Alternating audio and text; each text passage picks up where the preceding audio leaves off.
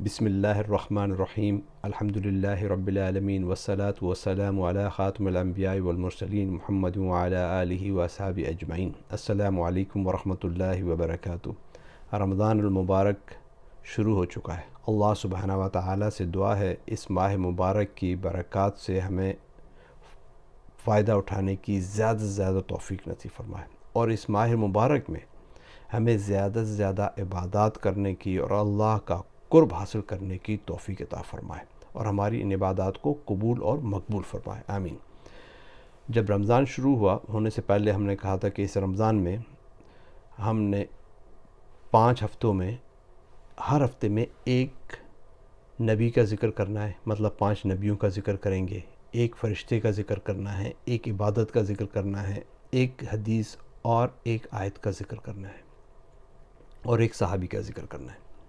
چونکہ آج پہلا دن ہے تو آج میں نے سوچا کہ بجائے کسی ایک اسپیسیفک عبادت کو ڈسکس کرنے کے بجائے ہم عبادت کو ڈسکس کریں کہ عبادت ہے کیا چیز ہے۔ عبادت اللہ سبحانہ و تعالیٰ کی بندگی ہے جو کہ خالصتاً ہم اللہ سبحانہ و تعالیٰ کی رضا کے لیے کرتے ہیں۔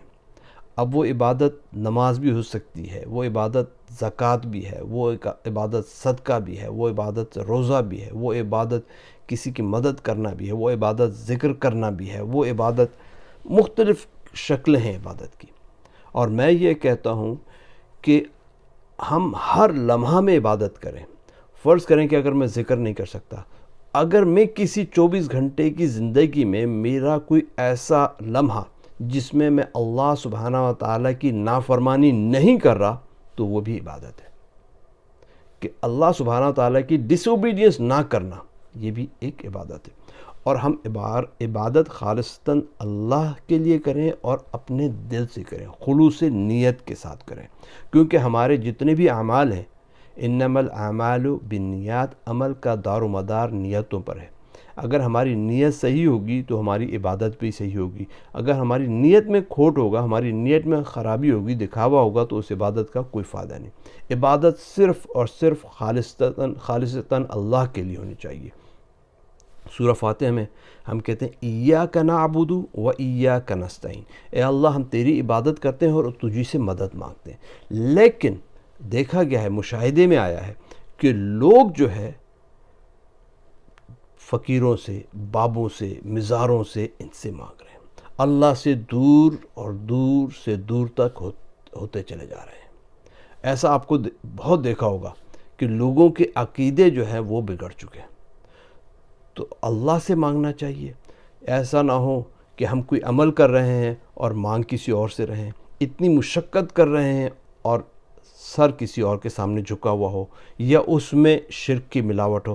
ایسا نہیں ہونا چاہیے، خالصتاً اللہ کے لیے کرنا چاہیے اور دل سے ہمیں اس عبادت کو کرنا چاہیے۔ ایک حدیث حضور پاک صلی اللہ علیہ وسلم کی کہ جس میں آپ صلی اللہ علیہ وسلم نے فرمایا کہ بے شک بندے کے جسم میں ایک ایسا ٹکڑا ہے، اگر وہ سدھر گیا تو اس کا مطلب پورا بندہ سدھر گیا، اگر وہ ٹکڑا خراب ہو گیا تو پورے بندے کا بدن خراب ہو گیا، اور وہ ٹکڑا بے شک دل ہے۔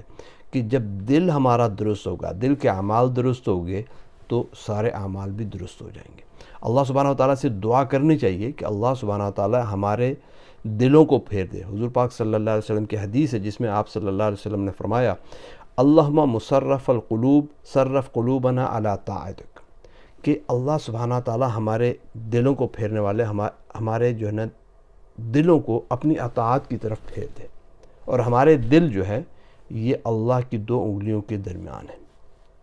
تبھی ہم کہتے ہیں کہ اے دلوں کو پھیرنے والے ہمارے دلوں کو اپنی طرف پھیر دے، یہ دعا ہم کرتے ہیں۔ تو عبادت جو ہے وہ صرف نماز پڑھنا ہی نہیں، صرف زکوٰۃ دینا ہی نہیں، بلکہ اللہ تعالیٰ کے وہ تمام پسندیدہ باطنی ظاہری وہ اعمال ہیں کہ جن سے اللہ سبحانہ و تعالیٰ خوش ہوتا ہے، جن میں نماز ہے، روزہ ہے، حج ہے، زکوٰۃ ہے، سچائی ہے، امانت ہے، والدین کے ساتھ حسن سلوک ہے، رشتہ داروں سے نیکی ہے، وعدہ پورا کرنا ہے، لوگوں کو امر بالمعروف و نہی عن المنکر کرنا ہے، پڑوسیوں کا، یتیموں کا، مسکینوں کا، مسافروں کا، ان سب کا خیال رکھنا ہے۔ یہ سب اللہ کی رضا کے لیے ہم کریں تو یہ عبادت میں شامل ہو جاتا ہے۔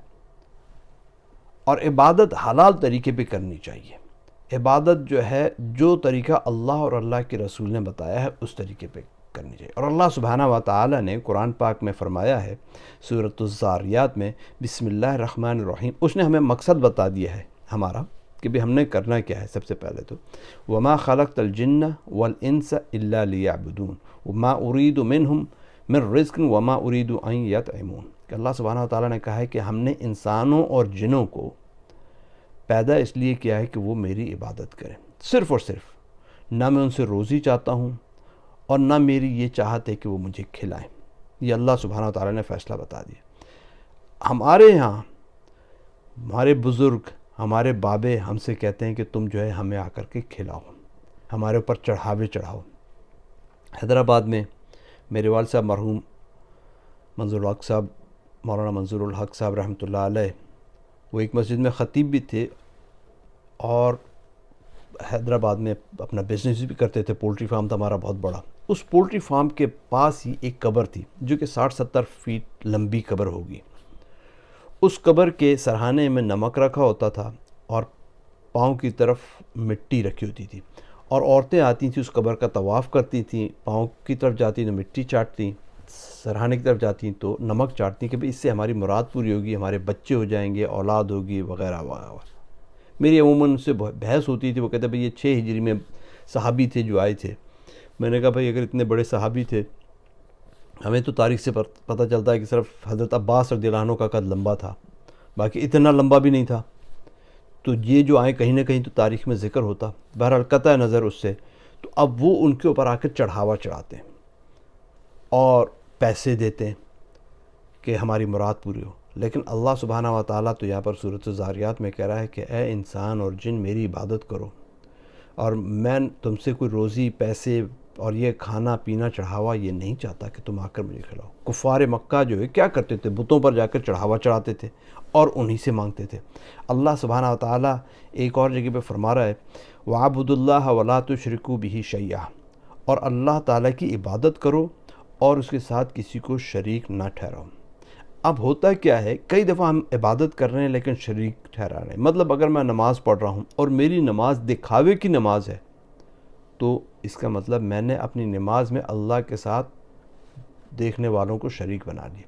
میری نماز خالصتاً اللہ کے لیے ہو۔ اور ایک اور جگہ بھی آیا ہے سورۃ المومنون میں وَمَن يَدْعُ مَعَ اللَّهِ إِلَٰهًا آخَرَ لَا بُرْهَانَ لَهُ بِهِ فَإِنَّمَا حِسَابُهُ عِندَ رَبِّهِ إِنَّهُ لَا يُفْلِحُ الْكَافِرُونَ، اور جو شخص اللہ کے ساتھ کسی دوسرے معبود کو پکارے جس کی کوئی دلیل اس کے پاس نہیں، تو اس کا حساب اللہ کے ہی یہاں ہوگا، یقیناً کافر لوگ نجات سے محروم ہوں گے۔ اب جیسا حضرت عیسیٰ علیہ السلام کو بھی لوگ اللہ کا بیٹا مان کر ان سے پکارتے ہیں، وہ کہتے ہیں ہماری مرادیں پوری کریں گے۔ ہم مسلمان ہیں، ہم کہتے ہیں استغفر اللہ، یہ کیسا ہو سکتا ہے؟ لیکن اس کے دوسری طرف ہم اپنے بزرگوں کو اللہ کے ساتھ ٹھہراتے ہیں کہ جناب کراچی والے بزرگ نے سمندر تھاما ہوا ہے، لاہور والے بزرگ نے جو ہے 65 کی جنگ میں بم آ رہے تھے تو ان کو پکڑ لیتے تھے، بس انہوں نے صرف بم پکڑنے تک ہی کام کیا، بموں کو واپس دشمنوں پر نہیں پھینکا، اور جو ان کی اپنی قبور پر بم آ کر پھٹے ان کو وہ روک نہیں سکے۔ تو میرے بھائی اللہ سبحانہ و تعالیٰ ہی ہے، اللہ کے سوا کسی کو نہیں پکارنا۔ ہماری عبادات کچھ بھی ہوں وہ صرف اور صرف اللہ کے لیے ہو۔ اور اللہ سبحانہ و تعالیٰ کہہ رہا ہے سورۃ النساء میں ان اللہ لا یغفر ان یشرک بہ ویغفر ما دون ذلک لمن یشاء، اللہ تعالیٰ اس گناہ کو نہیں بخشے گا کہ کسی کو اس کے ساتھ شریک ٹھہرایا جائے، اس کے سوا اور گناہ جتنے بھی ہوں اللہ سبحانہ و تعالیٰ بہت غفور الرحیم ہے، وہ معاف کرنا چاہے وہ معاف کر سکتا ہے۔ تو سب سے بڑا بھاری، سب سے بڑا ظلم ہے۔ حضور پاک صلی اللہ علیہ وسلم نے ایک دفعہ حضرت معاذ رضی اللہ عنہ سے کہا کہ اے معاذ، کیا تمہیں معلوم ہے کہ اللہ کا بندوں پر کیا حق ہے اور بندوں کا اللہ پر کیا حق ہے؟ تو معاذ رضی اللہ عنہ نے جواب دیا یا رسول اللہ صلی اللہ علیہ وسلم، اللہ اور اس کا رسول زیادہ بہتر جانتے ہیں۔